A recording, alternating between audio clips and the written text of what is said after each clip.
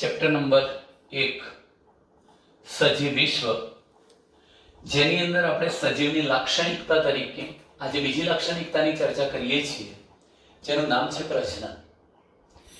મિત્રો, આ શબ્દોથી આપણે વાકેફ છીએ. પ્રજનન એટલે શું? તો હું એની વ્યાખ્યા લખું છું.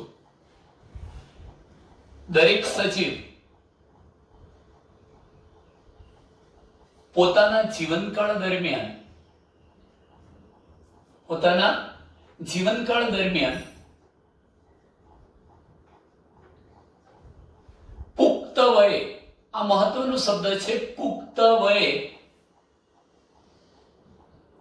પોતાના જેવો જ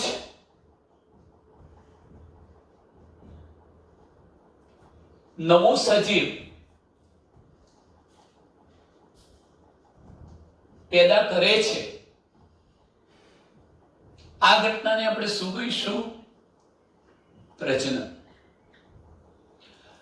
શબ્દ સાંભળો કે દરેક સજીવ પોતાના સમગ્ર જીવનકાળ દરમિયાન જ્યારે પુખ્ત બને છે ત્યારે પુખ્ત વયે પોતાના જેવો જ નવો સજીવ પેદા કરે છે. આ ઘટનાને પ્રજનન કહેવાય. અહીં તમે જોઈ શકો છો, પુખ્ત વયનો મતલબ કે વ્યક્તિમાં શુક્રકોષ અને અંડકોષ સર્જવાની ક્ષમતા આવશે એ વખત. બીજા નંબરનો પોઈન્ટ તમે જોઈ શકો છો કે પોતાના જેવો જ, એટલે તમને એમ થાય કે શું એક્ઝેક્ટ કોપી હશે? તો ના. પોતાના જેવો જ નો મતલબ આપણે એવો કરવાનો છે એની જાતિ જેવો. જેમ કે માનવ જાતમાંથી નિર્માણ પામેલી સંતતિ મનુષ્યને મળતી આવે, કૂતરામાં નિર્માણ પામેલી સંતતિ કૂતરાની જાતને મળતી આવે, એના અનુસંધાનમાં કહી શકાય કે પોતાના જેવો જ નવો સજીવ પેદા કરે છે. આ ઘટનાને શું કહેવાય? પ્રજનન. મિત્રો, પ્રજનન પણ સજીવની અગત્યની લાક્ષણિકતા છે. આ પ્રજનન પણ સજીવની લાક્ષણિકતા છે, લક્ષણ છે. પ્રજનન કરવું એ સજીવનું લક્ષણ છે, લાક્ષણિકતા છે. હવે તમે વિચારો કે આ દુનિયામાં જે બહુકોષી સજીવો છે, આપણે બધા આવી ગયા. બહુકોષી અથવા બહુકોષીય સજીવો જ્યારે પ્રજનનની પ્રક્રિયા દ્વારા સંતતિ નિર્માણ કરે છે, સંતતિ ઉત્પન્ન કરે છે, ત્યારે એ સંતતિ ઓછા વત્તા પ્રમાણમાં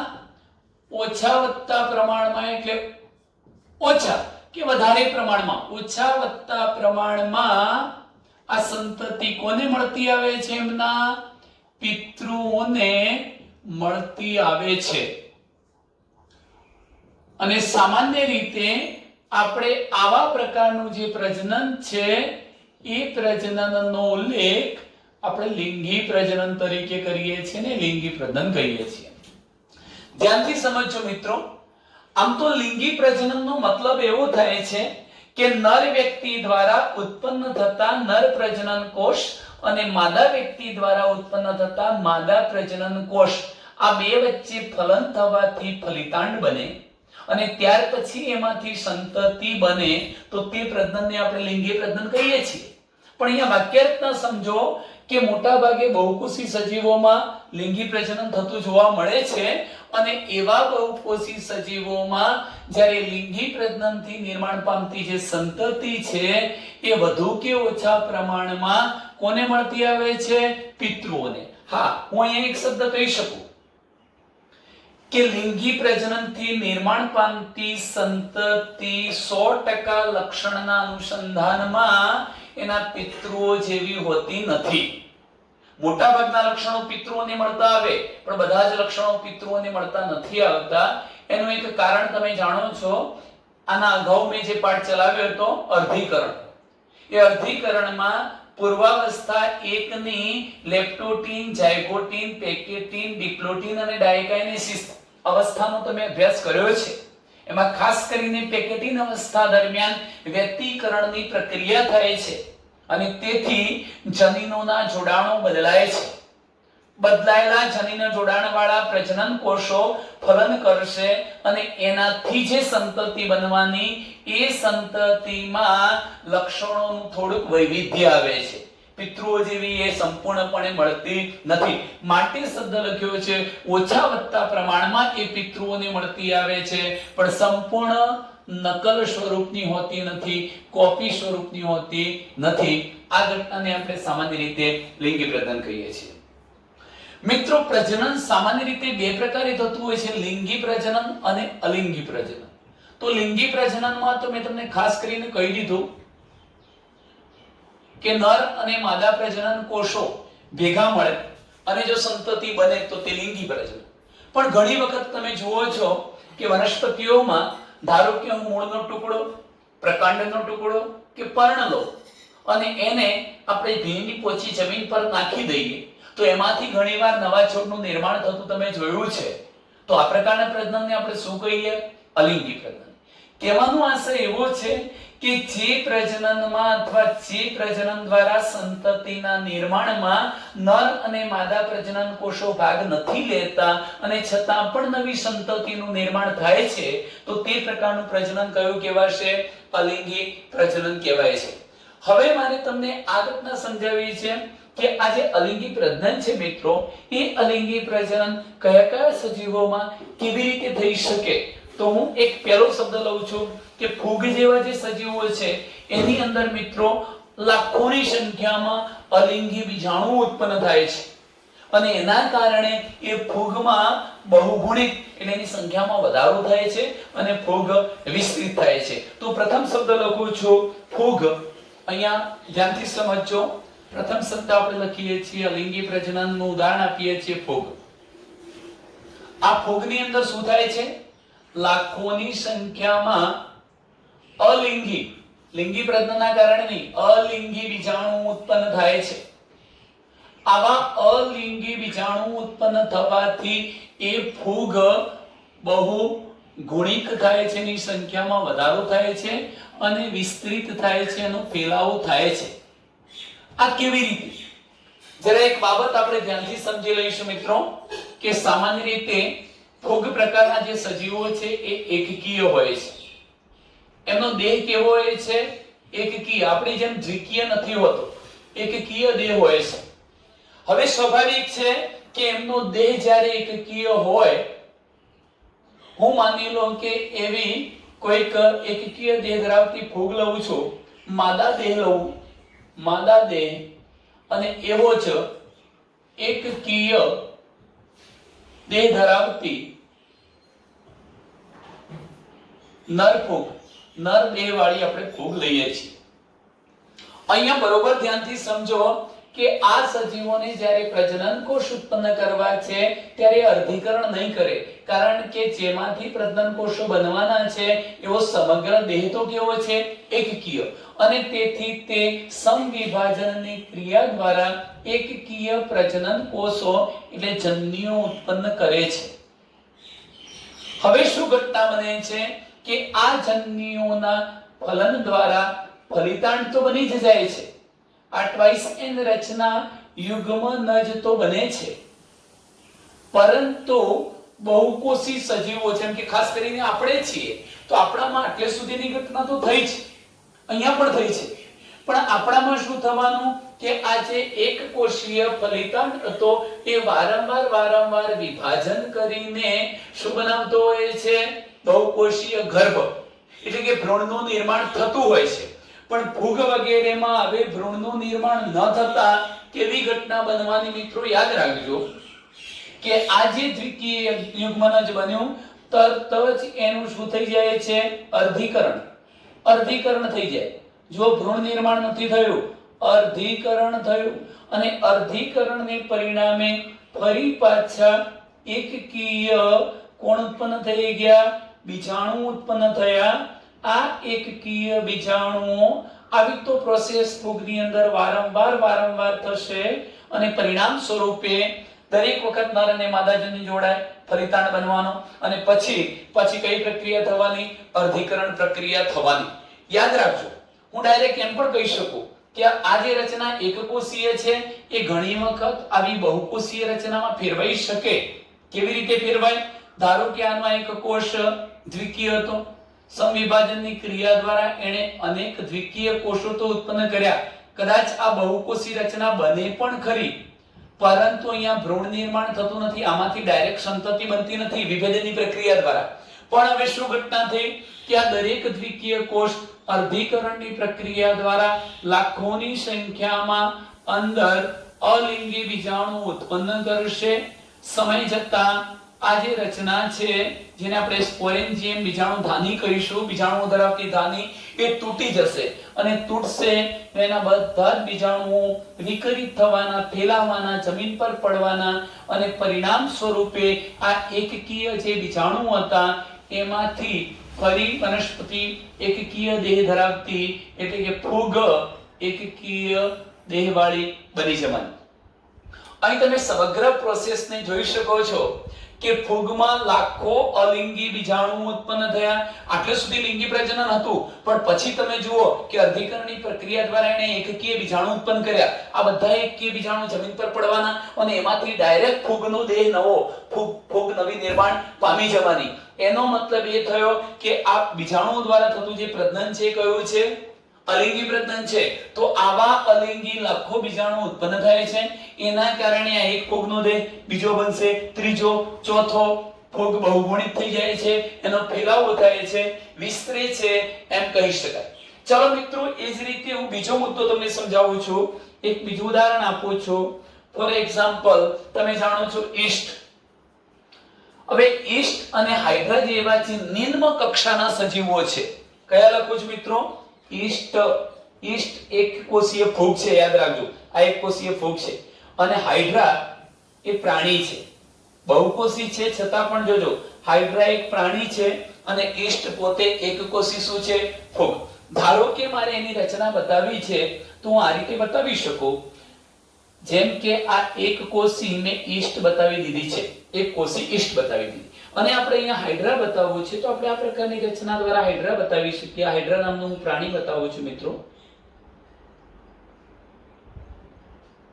આ એના બધા સૂત્રાંગો છે, અલગ પેનથી બતાવીએ તો આ બધા એના હાઇડ્રાના સૂત્રાંગો છે જે ખોરાક ગ્રહણ કરવાનું, ખોરાકને પકડવાનું આ બધું કામ કરશે, રક્ષણનું કામ કરશે.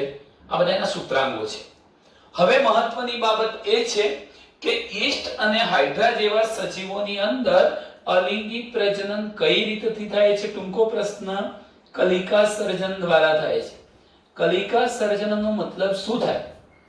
તમે જોઈ શકો છો. પહેલા હું તમને આ સમજાવું છું. હાઇડ્રા, તો હાઇડ્રાની શરીર સપાટી પર રહેલા જે કોષો હતા એ ઉપસી આવી એક કલિકા બનાવે છે જેને બાહ્ય કલિકા સર્જન કહેવાય. અને હાઇડ્રાની અંદર બાહ્ય કલિકા સર્જન થયું અને ત્યાર પછી શું થવાનું કે આ પ્રકારની આકૃતિ આપણે બતાવી શકીએ. આ છે હાઇડ્રા જળવ્યાળ, એના સૂત્રાંગો બતાવ્યા.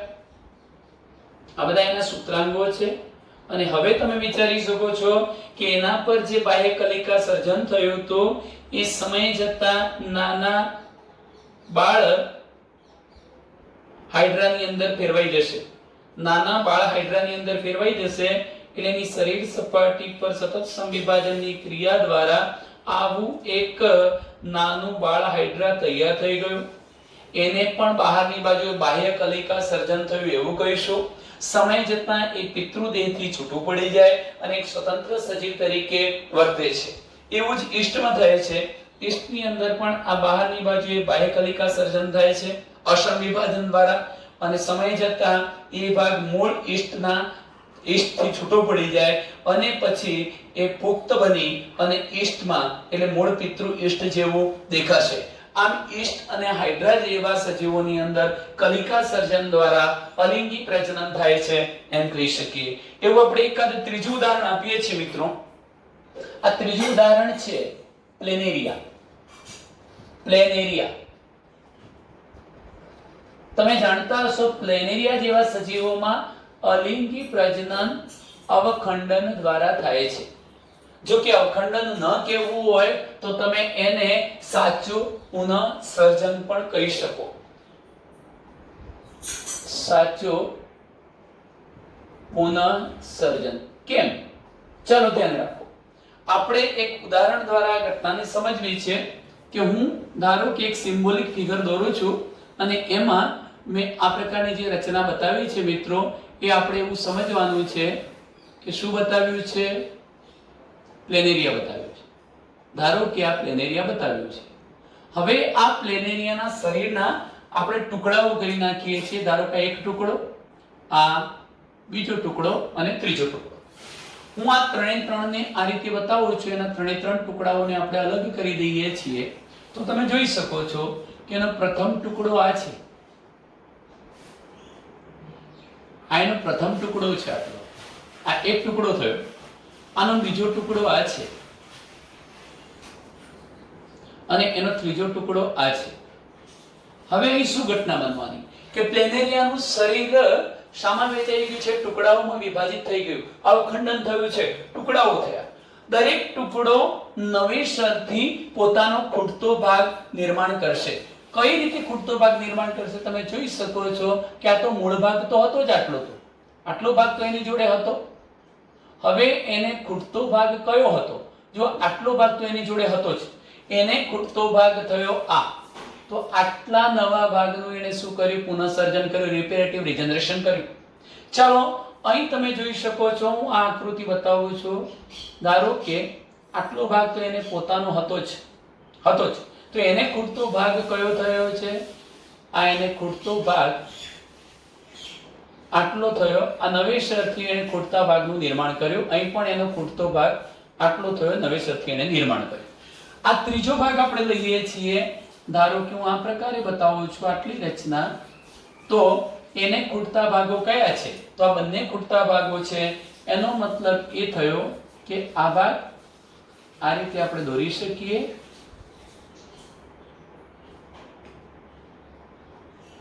આટલો જે ભાગ છે એનો ખૂટતો ભાગ આટલો, અને આ ખૂટતા ભાગનું નિર્માણ કરી તમે જોઈ શકો છો અહીંયા કે એક જ પ્લેનેરિયામાંથી તમે 3 આવા અઢળક નવા પ્લેનેરિયા મેળવી શકો.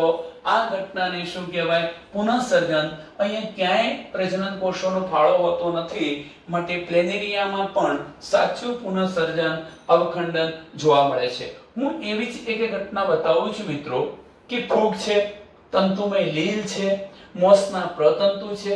આ બધામાં અવખંડનથી તેઓ બહુગુણિત થાય છે એમ કહી શકાય. કયા કયા સજીવોની વાત કરીએ છીએ? ફૂગ છે, તંતુમય લીલ છે, મોસના પ્રતંતુ છે. ચાલો ચોથો મુદ્દો લખીશું. ફૂગ, મોસ નામની વનસ્પતિ. ફૂગ છે મિત્રો, મોસ છે, પછી તંતુમય લીલ છે, મોસના પ્રતંતુ અને તંતુમય લીલ. આનો મતલબ એવો થયો કે આ બધા જ સજીવો અવખંડન દ્વારા લિંગી પ્રજનન કરે છે. આના જેવું જ, આને અવખંડન તો કહી જ શકાય. અવખંડન દ્વારા એનો મતલબ એવો થયો કે ફૂગનો લાંબો તાંતણો હોય, મોસ એ દ્વિઅંગી વનસ્પતિ છે, એનો લાંબો પ્રતંતુ હોય, તાંતણામય તંતુમય લીલ હોય. આ બધાના ટુકડા થાય અને ટુકડા થઈ જતા દરેક ટુકડો એક પૂર્ણ નવા ફૂગમાં, નવી મોસમાં અને તંતુમય લીલમાં ફેરવાઈ જાય છે, જેને આપણે કઈ ઘટના કહી શકીએ? અવખંડનની પ્રક્રિયા કહી શકીએ. તેઓ અવખંડન દ્વારા શું કરે છે? સરળતાથી બહુગુણિત થાય છે. સરળતાથી બહુગુણિત થાય છે.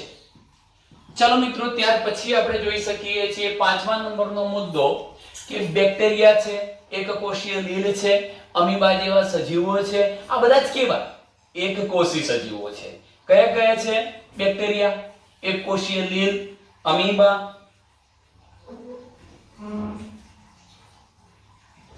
મુદ્દો લખીશ બેક્ટેરિયા એકકોષી છે. એવી રીતે એકકોષી લીલ તમે ક્લેમિડોમોનાસ વગેરે લઈ શકો. એકકોષી લીલ બેક્ટેરિયા છે, એકકોષીય લીલ છે, અમીબા છે. આ બધા સજીવો કેવા છે?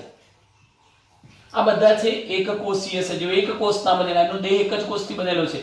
એકકોષીય સજીવોમાં શું ઘટના બને છે? જરા ધ્યાનથી સમજો.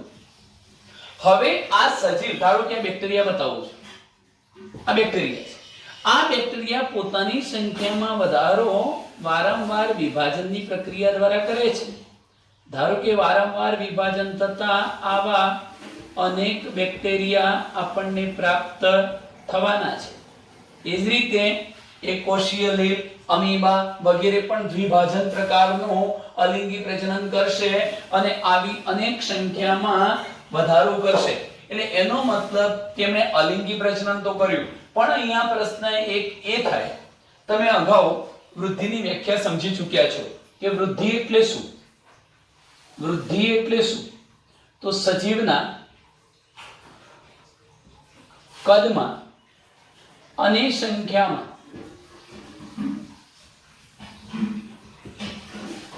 થતા વધારાને આપણે શું કહેતા હતા? વૃદ્ધિ. અહીંયા સમજવા જેવી બાબત એ છે કે સજીવોનું કદ કોષોની સંખ્યામાં વધારો થવાના કારણે વધે છે, તેને વૃદ્ધિના પરિમાણ તરીકે આપણે ગણી શકીએ. પણ મહત્વનો પોઈન્ટ એ છે કે એક કોષી સજીવોમાં આપણે બે શબ્દોની અંદર સ્પષ્ટ નથી. કયા બે શબ્દો? તો એક કોષી સજીવોમાં વૃદ્ધિ અને બીજો શબ્દ છે પ્રજનન. આ બંને શબ્દોમાં આપણે બિલકુલ સ્પષ્ટ નથી. કેમ સ્પષ્ટ નથી? જુઓ, સજીવ છે એક કોષી, એ સતત કોષ વિભાજનની ક્રિયા દ્વારા પોતાની સંખ્યામાં વધારો કરે છે, એટલે સજીવોની સંખ્યામાં વધારો થયો એટલે પ્રજનન તો કહેવાય. પણ સાથે સાથે આપણે તો એમ કહેતા હતા કે જો કોષોની સંખ્યામાં વધારો થાય છે તો એ ઘટનાને વૃદ્ધિ કહેવાય. તો આને વૃદ્ધિ ગણવી કે પ્રજનન ગણવું એક કોષી સજીવો માટે આપણે બહુ સ્પષ્ટ હોતા નથી. છતાં પણ એવું કહી શકાય કે એક કોષી સજીવો પ્રજનનની ક્રિયા દ્વારા પોતાની સંખ્યામાં વધારો કરે છે, એટલે પ્રજનન શબ્દ એમના માટે વધુ સ્પષ્ટ છે. ચાલો મિત્રો, ત્યાર પછીની આપણે વાત કરીએ છીએ કે એવું પણ નથી કે દુનિયામાં બધા જ સજીવો પ્રજનન કરે છે, એવું પણ નથી. અને માટે જ તો આપણે પ્રજનનને સજીવના પરિપૂર્ણ અથવા પરિપૂર્ણ લક્ષણ તરીકે લઈ શકતા નથી. કેમ નથી લઈ શકતા? સજીવના પરિપૂર્ણ લક્ષણ તરીકે પ્રજનન એટલા માટે નથી લઈ શકતા કે આ દુનિયામાં, મેં તો તમને એમ કહ્યું, દરેક સજીવ પોતાના જીવનકાળ દરમિયાન પુખ્ત વયે પોતાના જેવો બીજો સજીવ ઉત્પન્ન કરે. પણ શું આ દુનિયામાં રહેલા બધા જ સજીવો આવું કામ કરે છે? તો ના, કેટલાક અપવાદો છે. કયા અપવાદો છે? તમે મિત્રો આ શબ્દ સાંભળ્યો હશે, ખચ્ચર. તમે વંધ્ય માનવ યુગલ આ નામ સાંભળ્યું હશે. ખચ્ચર છે, વંધ્ય માનવ યુગલ છે, વંધ્ય કામદાર માખી છે, વંધ્ય કામદાર માખી. આ બધા મેં અહીંયા લખ્યા છે કે ખચ્ચર, વંધ્ય માનવ યુગલ અને વંધ્ય કામદાર માખી તેઓ પ્રજનન કરી શકતા નથી, એટલે કે નવી સંતતિનું નિર્માણ નથી કરી શકતા. તમે જોઈ શકો, ખચ્ચર એ ઘોડા અને ગધેડા બે અલગ અલગ જાતિઓના સંકરણ વડે નિર્માણ કરેલી સંતતિ ખચ્ચર છે અને પરિણામે પ્રજનનક્ષમ નથી, નવી સંતતિ બનાવી શકતી નથી. પણ સજીવ તો છે, એટલે એમાં પ્રજનન થયું નહીં, એટલે સજીવના સંપૂર્ણ લક્ષણ તરીકે આપણે પ્રજનનને લઈ શકીએ નહીં. એવી રીતે વંધ્ય માનવ યુગલ સમાજમાં એવા ઘણા બધા કિસ્સા હોય છે કે પતિ પત્ની લગ્ન ગ્રંથથી જોડાયા હોય, ઘણા વર્ષો બીતી ગયા હોય, 20, 25, 30, 40 વર્ષ, આખી લાઈફ એટલે જિંદગી બીતી ગઈ હોય, છતાં પણ એમને સંતાન પ્રાપ્તિ નથી થતી. તો શું આ વંધ્ય યુગલે નવી સંતતિનું નિર્માણ કર્યું ખરું? ના, પ્રજનન કર્યું નથી. તેવી રીતે તમે જાણો છો, વંધ્ય કામદાર જે માખી છે, 3 પ્રકારની માખી હતી. નર પ્રજનનક્ષમ માખી, પછી આપણે જેને રાણી સુપર માખી કહેતા હતા, રાણી જે પ્રજનનક્ષમ હતી, અને વંધ્ય કામદાર જે માત્ર મધ વગેરે બનાવવાનું જ કાર્ય કરતા હતા. તો આવી જે વંધ્ય કામદાર માખી છે પણ પ્રજનન કરી શકતી નથી, એટલે આપણે એમ કહી શકીએ કે પ્રજનનને સજીવના સંપૂર્ણ લક્ષણ તરીકે ન લઈ શકાય. હા, એક બાબત ચોક્કસ છે, છતાં આપણે એમ કહી શકીએ કે જે નિર્જીવ વસ્તુઓ છે, નિર્જીવ વસ્તુઓ એ ક્યારે આપમેળે નવી સંતતિનું સર્જન કરતી નથી, એટલે આપમેળે પ્રજનન કે સ્વયંજનન પામવાની ક્ષમતા ધરાવતી નથી. આપમેળે પ્રજનન કે સ્વયંજનન પામવાની ક્ષમતા ધરાવતી નથી. એના અનુસંધાનમાં કહી શકાય કે પ્રજનન પામવું એ નિર્જીવનું લક્ષણ નથી. કોનું લક્ષણ છે? સજીવનું લક્ષણ છે. છતાં આપણે એને પરિપૂર્ણ લક્ષણ તરીકે એટલા માટે નથી લેતા કે કેટલાક સજીવો એવા પણ છે કે જે પોતાના જીવનકાળ દરમિયાન નવી સંતતિ સર્જતા નથી. ચાલો મિત્રો, આ એક લક્ષણ તરીકે આપણે પ્રજનનની વાત કરી. હવે હું એક મહત્વના બીજા નંબરના પોઈન્ટ તરફ જઈ રહ્યો છું કે સજીવોની લાક્ષણિકતા તરીકે, સજીવોના એક અગત્યના મહત્વના લક્ષણ તરીકે, સજીવોની લાક્ષણિકતા તરીકે મારે એક શબ્દ સમજાવવો છે, ચયાપચય. ચયાપચય કરવું, ચયાપચય થવું એ સજીવોની એક અગત્યની લાક્ષણિકતા છે. મિત્રો, આમાં થોડુંક આપણે સિલેબસથી બહાર જઈને વાત કરી દઈએ પહેલા કે ચયાપચય શું છે. એને એકવાર વ્યવસ્થિત થોડું સમજી લઈએ તો આપણી એનસીઈઆરટી બુકમાં જે મુદ્દાઓ છે એને આપણે સરળતાથી સમજી જઈ શકશું. તો એને સમજાવવા માટે હું અહીંયા મહત્વના બે શબ્દો લખું છું કે પહેલા ચયાપચય છે શું. ચયાપચય, જેમાં બે શબ્દોનો સમન્વય છે અને બે શબ્દો કયા છે પણ તમે જોઈ શકો છો કે એમાંનો પ્રથમ શબ્દ છે ચય અને બીજો શબ્દ છે મિત્રો અપચય. પહેલા આપણે આનો અર્થ થોડો સમજી લઈએ કે ચય કોને કહેવાય ને અપચય કોને કહેવાય. ચયનો મતલબ સાદી ભાષામાં એવો થાય નિર્માણ થવું, નિર્માણ થવું, નિર્માણ પામવું, બનવું, કંઈક બનવું. બનવું એટલે સંશ્લેષણ થવું. એનો મતલબ કે ચય પ્રક્રિયા સંશ્લેષણાત્મક છે, કંઈક બનાવતી પ્રક્રિયા છે. કોષમાં કે કોઈ પણ જગ્યાએ ભૌતિક તંત્રમાં પણ કોઈ પદાર્થનું નિર્માણ થવાનું છે, બનવાનું છે, તૂટવાનું નથી. સંશ્લેષણાત્મક પ્રક્રિયા છે. પરંતુ અપચય પ્રક્રિયાનો મતલબ એવો થયો કે વિઘટન થવું, વિઘટન પામવું, તૂટવું. તૂટવું, કૌંસમાં લખું છું તૂટવું. એનો મતલબ કે આ ખંડનાત્મક, નાશાત્મક અથવા વિઘટનાત્મક પ્રક્રિયા છે, વિઘટનાત્મક પ્રક્રિયા છે. હવે જરા આપણે એને વધુ ડિટેલમાં સમજવા માટે ચય અપચયના એકાદ બે ઉદાહરણો આપી દઈએ. તો મિત્રો, ચય પ્રક્રિયાનું ઉદાહરણ છે ફોટોસિન્થેસિસ, પ્રકાશ સંશ્લેષણ. પ્રકાશ સંશ્લેષણની પ્રક્રિયાને આપણે કેવી પ્રક્રિયા કહીશું? ચય પ્રક્રિયા. જ્યારે એની સાપેક્ષમાં આપણા કોષની અંદર કોષીય પદાર્થોનું ઓક્સિજનની હાજરીમાં દહન થાય છે અને શક્તિ મુક્ત થાય છે. સામાન્ય રીતે આપણે એને ઝારક શ્વસન કહીએ છીએ. તો શ્વસનની જે પ્રક્રિયા છે એ અપચય પ્રક્રિયા છે. ટૂંકમાં કહું તો પ્રકાશ સંશ્લેષણ દરમિયાન કોઈ પદાર્થ બનવાનો છે, જ્યારે શ્વસન દરમિયાન બનેલો કોઈ પદાર્થ તૂટવાનો છે. આ બંને પ્રક્રિયા એકબીજાથી વિરુદ્ધ હોવાના કારણે મેં આ ઉદાહરણ લીધા છે. ચાલો તમે જોઈ શકો છો, હું ઇક્વેશન સ્વરૂપે લખું છું. 6CO2 એટલે આ એક સરળ અણુ થયો, કાર્બન ડાયોક્સાઇડના 6 અણુ લીધા છે. એની સાથે હું 12H2O 12 પાણીના અણુ લઉં છું. પ્રક્રિયા કરાવીશ.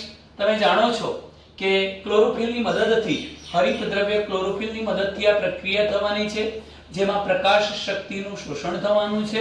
પ્રકાશ શક્તિનું શોષણ પણ થવાનું છે ક્લોરોફિલની મદદથી.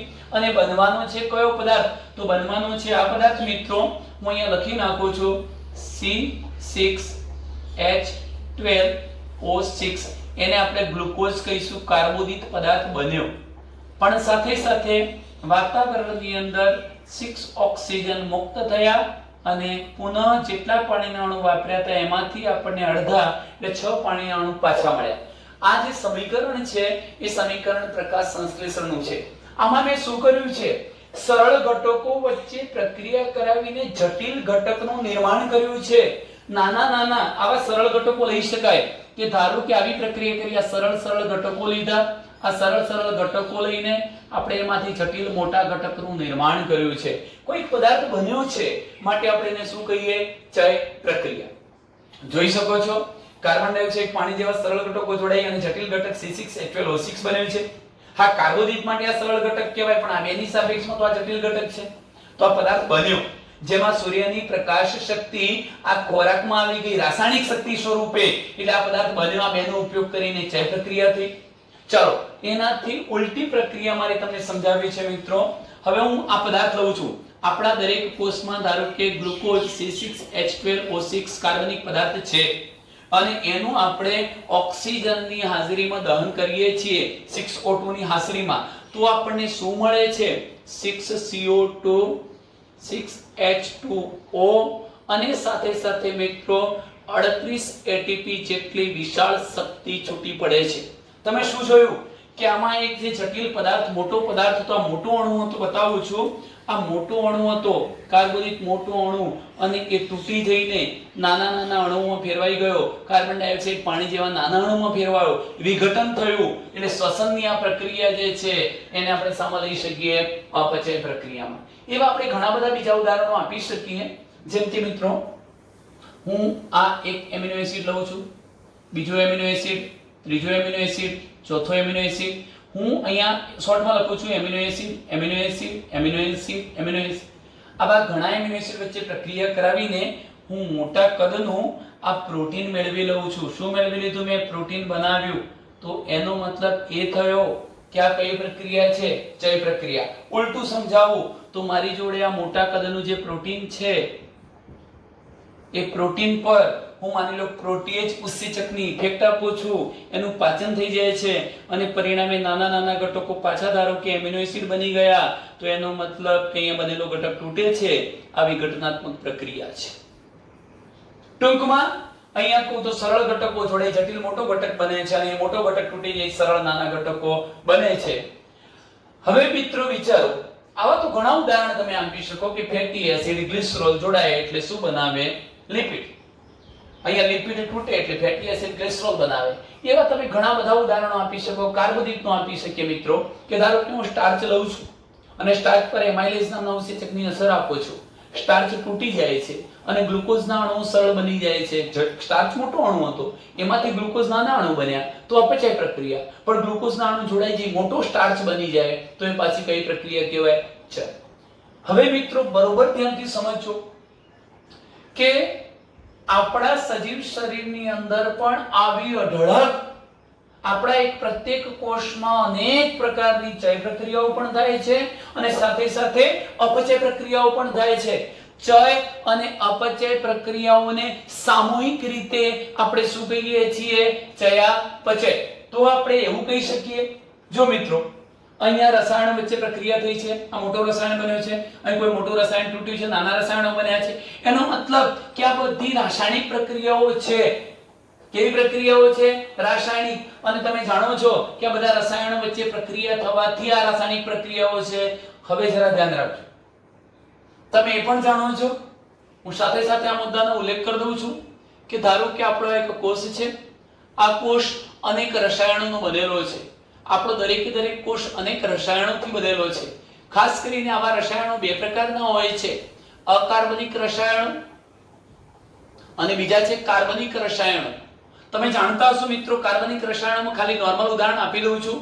કાર્બોદિત હોય છે, આગળના પાઠમાં આપણે ભણીશું. લિપિડ હોય છે, પ્રોટીન હોય છે, ન્યુક્લિક એસિડ હોય છે. આ બધા જ ઉત્સેચકો પણ આવી જાય. એ બધા કાર્બનિક અણુઓ અથવા કાર્બનિક રસાયણો છે. જ્યારે હું અહીંયા બીજો શબ્દ લખું છું પાણી, અનેક પ્રકારના ખનિજ પોષક તત્વો, ખનિજો અથવા ખનિજ પોષક તત્વો, CO2, આ બધાને આપણે શું કહીએ છીએ? અકાર્બનિક પદાર્થો કહીશું.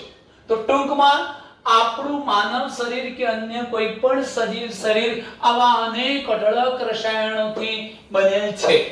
હવે વિચારજો કે નાના મોટા વિવિધ વર્ગોમાં સમાયેલા, એટલે કે નાના મોટા વિવિધ વર્ગોમાં સમાયેલા હું બધા સજીવોની વાત કરું, એમના કદની દ્રષ્ટિએ વાત કરું તોય અને કાર્યોની દ્રષ્ટિએ વાત કરું તોય એ બધામાં આ રસાયણ સતત બનાવવામાં આવે છે. સાથે સાથે બીજા જૈવિક અણુઓમાં એનું પરિવર્તન કરવામાં આવે છે. શું કયો શબ્દ લખું છું? ચલો અહીં આ બાજુ ધ્યાન રાખજો મિત્રો.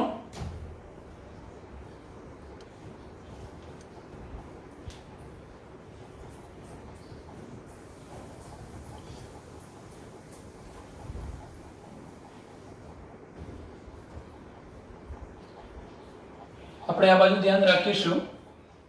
શું શબ્દ લખું છું? એકદમ બિલકુલ વાક્ય રચના બિલકુલ સરળ છે મિત્રો. અહીં ધ્યાન રાખજો કે નાના મોટા જુદા જુદા વર્ગોમાં સમાવેશિત લખું છું શબ્દ કે નાના મોટા વિવિધ વર્ગોમાં, એટલે જુદા જુદા વર્ગમાં સમાયેલા જે સજીવો છે વિવિધ વર્ગોમાં સમાવેશિત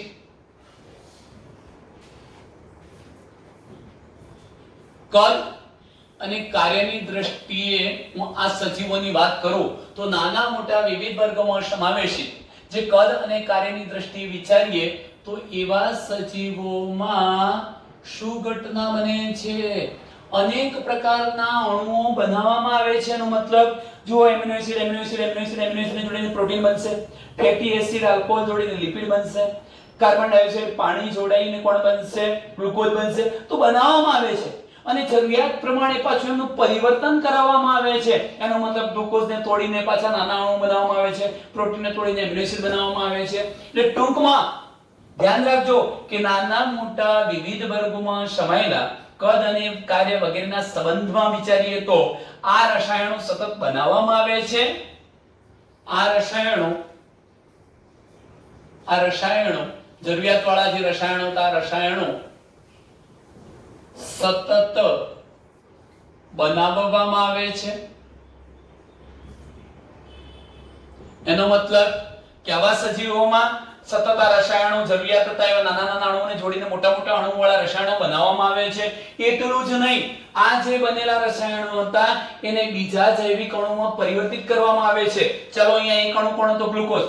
તો એનું બીજું જૈવિક રૂપાંતર શું થયું? કાર્બન ડાયોક્સાઇડ પાણી અને એટીપી બનવા. ચલો અહીંયા એક અણુ કોણ હતો? પ્રોટીન. એનું બીજું જૈવિક સ્વરૂપ કોણ થયું? એમિનો એસિડ બની ગયા. તો એનો મતલબ એ થયો કે જેનું બીજા જૈવિક અણુઓમાં પરિવર્તન પણ થાય છે. જેનું બીજા જૈવિક અણુઓમાં પરિવર્તન પણ થાય છે. જો બિલકુલ સાદી ભાષામાં કેવું છે તો નાના મોટા અનેક વર્ગોમાં સમાયેલા જે જુદા જુદા સજીવો છે, ભલે જુદું જુદું કદ ધરાવતા હોય, અનેક પ્રકારના અલગ અલગ કાર્યો કરતા હોય, એવા સજીવોમાં જરૂરિયાત પ્રમાણે સતત રસાયણો બનાવવામાં આવતા હોય છે, એટલે ચય પ્રક્રિયાઓ થતી હોય છે અને આ ચય પ્રક્રિયાથી બનેલા જે રસાયણો હતા એને બીજા સ્વરૂપમાં ફેરવી દેવામાં આવતા હોય છે. એટલે અપચય પ્રક્રિયાઓ પણ સતત થતી હોય છે એવું કહી શકાય. હવે આ પ્રકારનું જે પરિવર્તન જે છે મિત્રો, આ પ્રકારનું જે પરિવર્તન થયું એક ઘટકોમાંથી બીજા ઘટકોમાં રૂપાંતર, આ પરિવર્તન કે પછી જે રાસાયણિક પ્રક્રિયા છે એને આપણે ચયાપચયિક પ્રતિક્રિયાઓ કહીશું. કારણ કે બને છે એટલે ચય અને તૂટે છે એટલે અપચય. ટૂંકમાં હું કહું કે સજીવ શરીરમાં લખી દઉં અહીંયા કે સજીવ શરીરમાં ચાલતી રાસાયણિક પ્રક્રિયાઓ, ભલે એ ચય પ્રકારની રાસાયણિક પ્રક્રિયાઓ હોય, કંઈક બનાવતી કે પછી તોડતી વિઘટનાત્મક એટલે અપચય પ્રકારની પ્રક્રિયાઓ હોય, પણ સજીવ શરીરમાં ચાલતી રાસાયણિક પ્રક્રિયાઓનો સરવાળો એટલે જ શું કહી શકાય? ચયાપચય. જો અહીં તમે જુઓ કે રાસાયણિક પ્રક્રિયાઓ બે પ્રકારની હતી. ચય એટલે બનાવતી પ્રક્રિયાઓ અને અપચય એટલે તોડતી પ્રક્રિયા, વિઘટન કરતી અપચય પ્રક્રિયા. આ બંને પ્રક્રિયાનો સરવાળો એટલે જ શું કહી શકાય? ચયાપચય કહી શકાય. ચલો મિત્રો અહીં જરા ધ્યાન રાખજો. એક કોષીય કે બહુકોષીય બધા જ સજીવોમાં હજારો ચયાપચયિક પ્રક્રિયાઓ એકસાથે થતી હોય છે, જેને આપણે સામૂહિક રીતે શું કહ્યું? રાસાયણિક પ્રક્રિયાઓ થતી હોય એને આપણે ચયાપચયિક પ્રક્રિયાઓ પણ કહીશું. સજીવ એક કોષીય હોય કે બહુકોષીય, હજારો ચયાપચયિક પ્રક્રિયાઓ સતત ચાલતી હોય છે. એના પછીના મુદ્દાની હું વાત કરું છું મિત્રો. બધી જ વનસ્પતિઓ, પ્રાણીઓ, ફૂગ, સૂક્ષ્મજીવો આ બધામાં ચયાપચય જોવા મળે છે. બધી જ વનસ્પતિઓ, બધા જ પ્રાણીઓ, બધી જ ફૂગ, બધા જ સૂક્ષ્મ જીવો આ બધામાં કઈ એક ઘટના જોવા મળે છે? ચયાપચય, આપણે ચયાપચયને સજીવના સંપૂર્ણ લક્ષણ તરીકે ગણી શકીએ. મિત્રો બુકમાં ઉલ્લેખ જે હોય પણ ચયાપચયનો અર્થ આટલું વિચારી લેજો કે સાચા અર્થમાં સજીવ શરીરની અંદર ચાલતી જે રાસાયણિક પ્રક્રિયા છે એને ચયાપચય એવું બને છે. મારે તમને આ મુદ્દાનો પણ ઉલ્લેખ કરવો છે. ધારો કે હું શરીરની બહાર એટલે કોષ મુક્ત તંત્ર લઉં છું, ભૌતિક પ્રણાલી કોઈ શરીરથી બહાર એટલે શરીરના જૈવિક કોષોમાં પ્રક્રિયા નથી થતી એવું માની લેજો.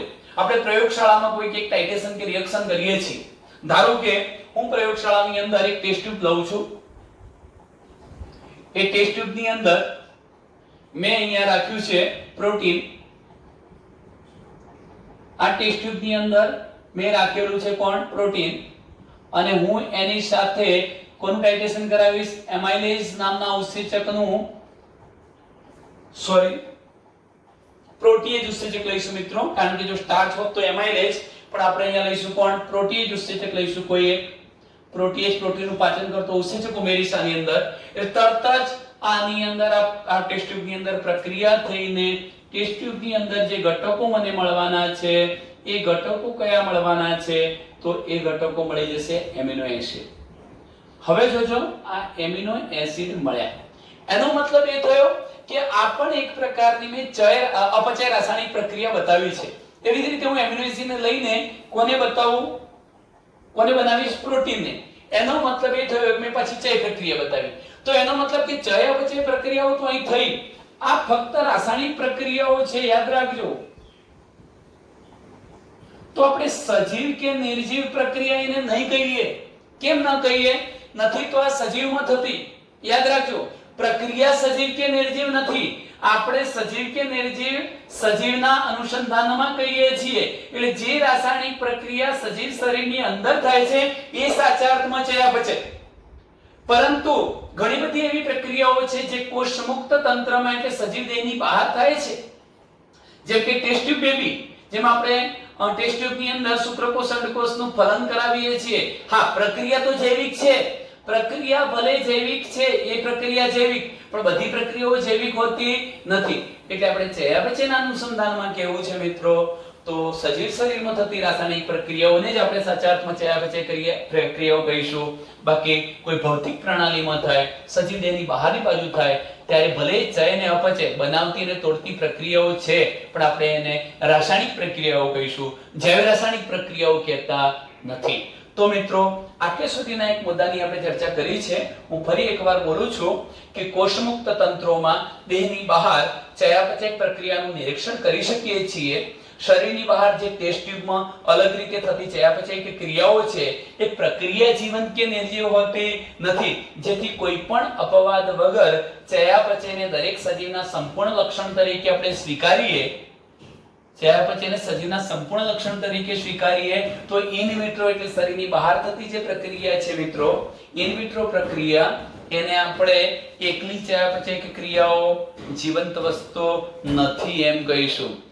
ચયાપચય પ્રક્રિયા તો છે પણ એ જીવંત વસ્તુ નથી. જીવંત વસ્તુમાં થતી ચયાપચય પ્રક્રિયાઓ નથી મિત્રો. બીજું એક સતત મને અગત્યનું કહી દઉં કે આ પ્રકારની સતત ચયાપચયની ક્રિયાઓ થાય છે, એના કારણે સતત કોષ વિભાજન, સંવિભાજન થતું હોય, કોષોની સંખ્યામાં વધારો થતો હોય. આ કોષો જરૂરિયાત પ્રમાણે પેશીઓ બનાવતા હોય, અંગો બનાવતા હોય, અંગતંત્રો બનાવતા હોય. આને આપણે કહીશું કોષીય આયોજન કાં તો દૈહિક આયોજન. એટલે છેલ્લો શબ્દ પણ મારે તમને કહેવો છે કે આથી દેહનું કોષીય આયોજન થવું એ પણ સજીવનું લક્ષણ છે. દેહનું કેવું આયોજન થવું? કોષીય આયોજન. એ પણ સજીવનું લક્ષણ છે. કેમ? નિર્જીવ વસ્તુ કઈ કોષીય આયોજન નથી દર્શાવતી, પણ સજીવ વસ્તુ કોષીય આયોજન દર્શાવે છે. એમાં સતત આવી જૈવ રાસાયણિક પ્રક્રિયાઓ થાય છે, ચયાપચયની ક્રિયાઓ થાય છે. એટલે કોષીય આયોજન હોવું, કોષની અંદર ચોક્કસ પ્રકારના રસાયણોની હાજરી હોવી, એમની વચ્ચે સતત રિએક્શન થવા, એ પણ સજીવનું એક અગત્યનું લક્ષણ છે મિત્રો, એમ કહી શકાય. અસ્તુ અહીંયા આપણે આ લેક્ચરને પૂરું કરીએ છીએ.